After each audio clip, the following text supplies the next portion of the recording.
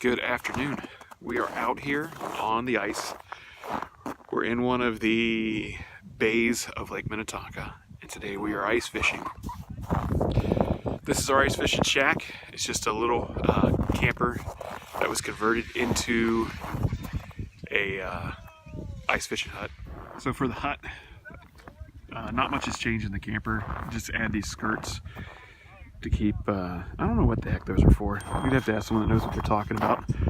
But I see a lot of people out here on the ice, and it's weird when people drive across, you can hear it crunching and cracking, and it makes like if there was a bass type laser beam sound. That's how I would describe the noise as the ice cracks all the way across the lake. Here's a little crack right here, but they don't move much. It's not terribly scary after you get used to it. All right, we are inside the fish house slash camper. Nothing fancy here. So what you do is you cut holes in the floor of the camper, and then you drill holes through the ice. You can see the ice. We think it's between 12 and 15 inches. You call this your ice hole, and then you can giggle about that because it sounds like asshole. But the skirts on the outside that we showed earlier are for blocking the wind. So if you don't have those up and the wind comes in, the wind will come underneath the camper and through these holes. And that's why these plastic bins are in here too, to keep the wind out. Now the essentials for ice fishing are as follows: heater, alcohol, and then coming in last are fishing equipment. An ice auger. And an auger, which I wanted to show earlier, but my iPhone froze and I couldn't film anymore. So that's the big daddy that you use to drill the holes. But realistically, that's all you need right there in that.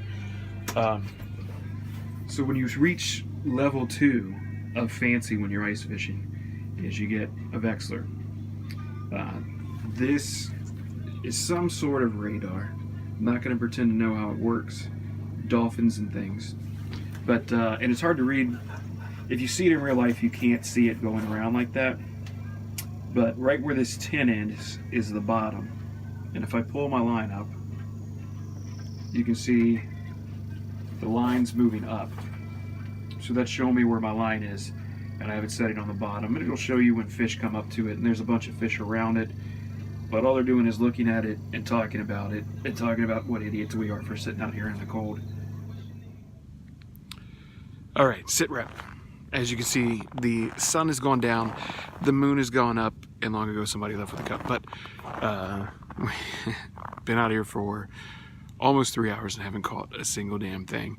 Just stepped out to get cooled off, catch some fresh air, and that's it. Ain't nothing going on. It's happened! Oh shit! It's tied up in my. It's tied up in my other line. You're allowed to have 2 lines in Minnesota when you're ice fishing. Actually, that's a pretty good, decent sized crappie.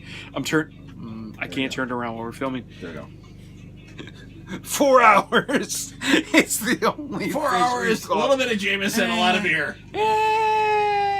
Yay! We caught a fish. Yay! Did you just literally kiss that fish? No. Okay. But it might have touched my butt. All right. It's 6:14. We started at 2. It's -4 degrees, and we caught 1 fish. So, oh, sorry. Greg's yelling at me to get the moon. Not that big of a deal on camera. Anyway, this is a lesson for people that don't go ice fishing. Ice fishing is literally an excuse to go sit in a camper and drink, and it's